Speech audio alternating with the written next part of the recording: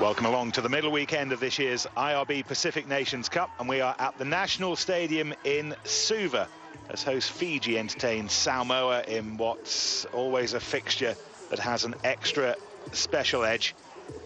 Mixed fortunes for the two on the opening weekend. Samoa won, Fiji lost.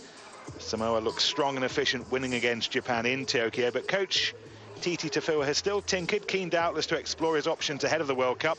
Veteran hooker Mahonri Schwolger is back to captain the side alongside Lamalu and Mulipola.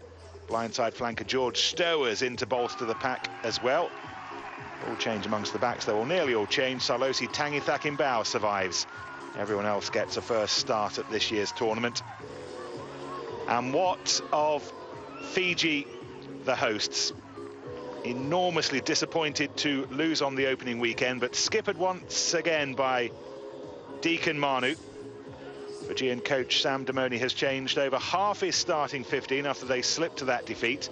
Manu carries on skippering his country, but the introductions of Kampisi Ma'afu and Tuipati Talamaitoga alongside him in the front row are 2 of 8 changes overall. Nakarava, Nasinga, Bolokoro and Dan Rwanga at fullback are also given the chance to show what they can do in a match they have to win.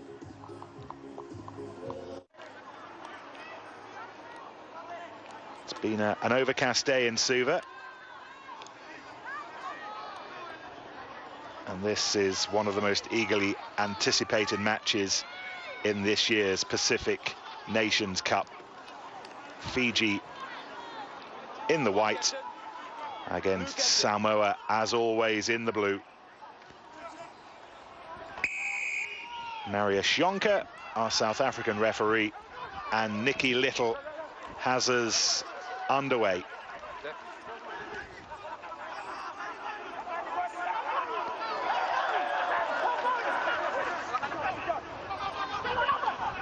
Picked up by fly half Namir Kenatali. Moses Rauluni, familiar figure at the World Cup in 2007 for the Fijians. He's missing these days, of course, having retired, so one of the big issues for Fiji is to replace him. It's Kenatali given the option today. Come on, listen. Hang on. You're the manager of your lineup. You're the man. I'm telling you now what I expect, please. I want you to open it. Right. James Soyalo, who was due to start the match on the bench, but problems with Paul Williams, so James Soyalo comes in for just his second cap. He was so impressive against the Japanese a week ago. Nerveless kicking. And he may well get an early opportunity to give Samoa the lead. Tasea Lavea perhaps looking towards Soyalo. No, in the end it's Lavea who instead decides to kick to touch himself, leaving Clermont for sale after the World Cup, and he starts ahead of Sean Webb today. Let's sort this out right now. You're not going to delay the line-out every time. You get to your line-up, let's throw a ball in. No time to see. Samoan captain Mahonri Schwolger waits to throw in, winning his 57th cap today. Dan Leo, the target, right in the middle in the red cap. And spent some time at Wasps. It's taken on by the Harlequin, Mari Farsavolu. One of many who impressed a week ago against Japan in Tokyo, and it's a purposeful start again from Samoa in blue. Picked up again by Fa'asavalu.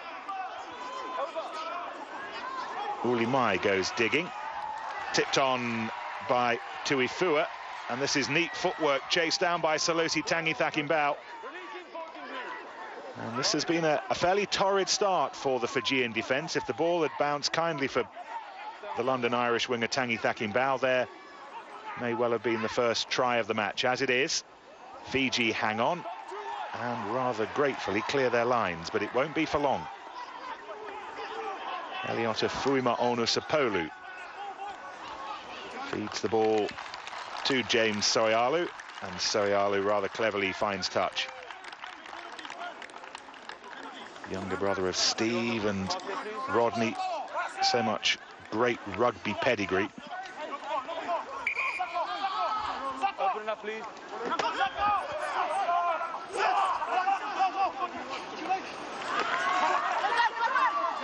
Fiji take the line-outs. Sekanaya Kalu trying a losing course last weekend against Tonga, a result that has really ruffled some feathers in this part of the world.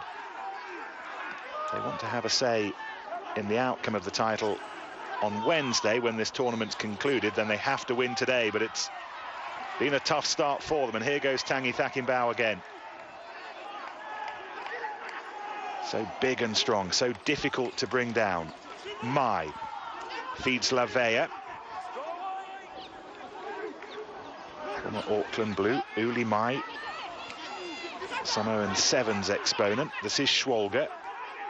Samoa doing well to keep the ball in hand, enjoying plenty of possession in these early phases. This is the tight head, Lagovi Mulipola. Again, Lavea.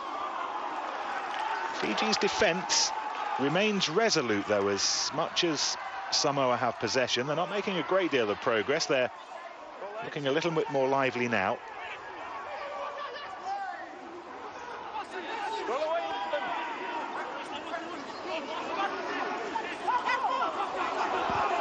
Taken on by Schwolger, the veteran of this side.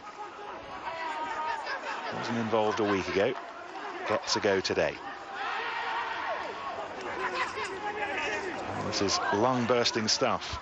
10th phase already, but struggling to make any real interest around the 22. Fiji's defence remains strong as Leo bursts into the 22, but every inch is gained at a price at the moment.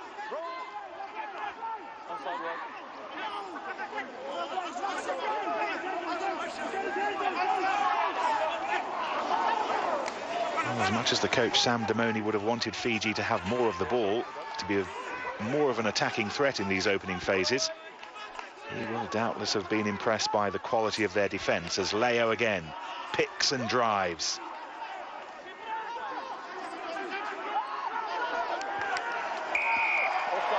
And then the penalty comes, a result of all the pressure. Fiji's defence ultimately slipping offside, and they will have the opportunity to go for goal as Rupeni Nasinga, new face in Fiji's test team, looks back a little bit ruefully and not entirely sure about the decision.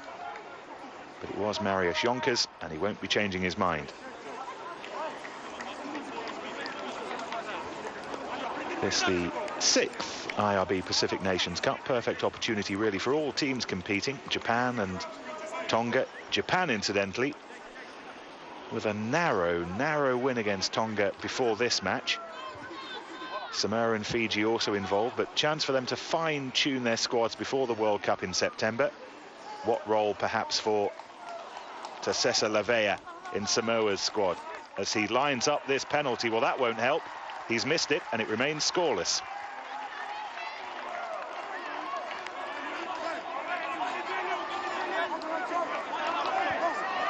Something of a surprise that James Sawalo didn't take that, given the quality of his kicking last weekend in Tokyo, but it was the man who's bound for Sale in the English Aviva Premiership next season who stood up and missed. Time for Nicky Little and Fiji to try and start to play some rugby outside of their own half, but that's a dreadful restart. Out on the fault, and Nicky Little doesn't need to be told.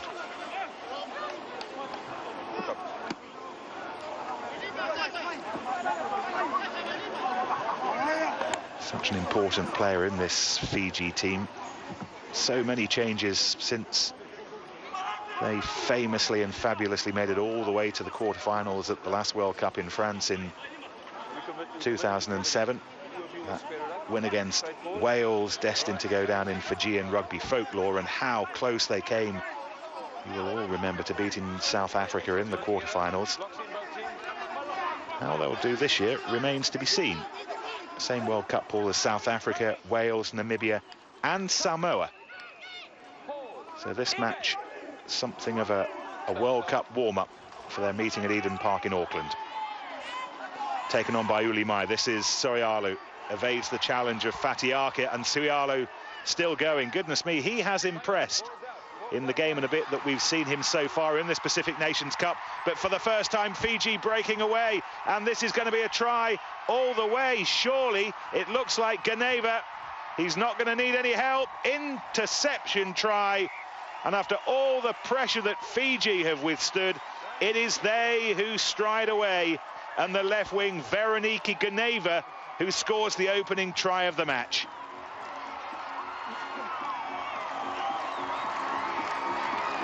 Well, there is nothing more spectacular in this sport than an interception try, particularly when you've been on the back foot for much of the match. But from all of 80+ meters, the flying Veroniki Ganeva was unlikely to be derailed from that distance, despite the best efforts of Johnny Lautoka.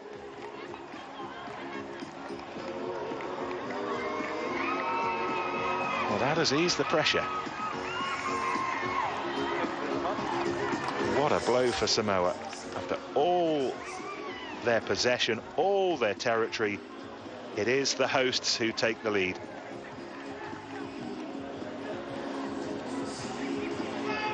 Samoa defending the title they won for the first time 12 months ago. End of the domination of the Baby Blacks and the New Zealand Maori down the years. Win this, and they're well on the way to defending it. But they find themselves unexpectedly down. Converted by Nicky Little. Ganeva's try. And for very good reason. Those who've made their way to the National Stadium this evening are more than happy with the way things have started. Samoa 0, Fiji 7.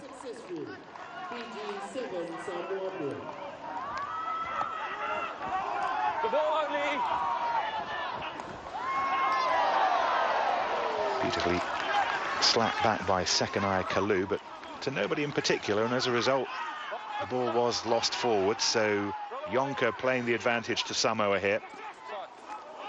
Leo taken on by Schwalger. Fiji were caught offside. Another advantage coming, and Ulimai decides that taking the advantage is what they want. 10 and 12 offside.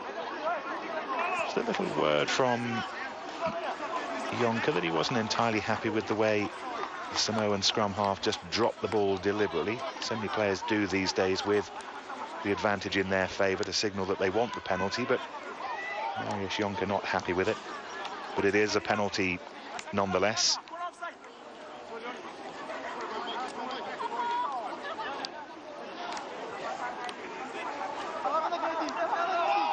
He scuffed his first effort rather badly, but Tasesa Lavea with this opportunity to give Samoa their first points of the match, and they'd be deserved points for all their pressure, and they have them. They've cut the gap to 4. Samoa 3, Fiji 7.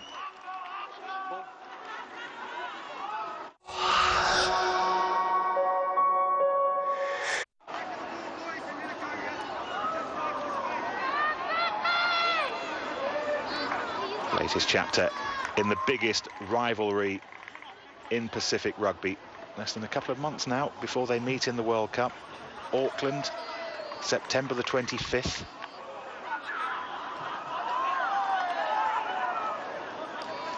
I'm sure a couple of months ago you would have given James Soialu too much of a chance of being part of that match, but such has been his impact in recent times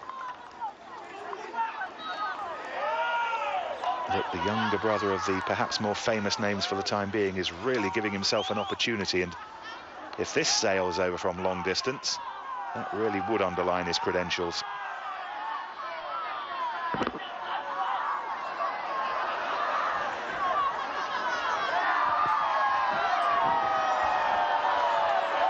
Beautiful striker of the ball. It was almost effortless. All about the technique, and James Soialu picks up from where he left off in Tokyo. From Tokyo to Suva, he slots his kicks, and now it's just a 1-point lead for the Fijians.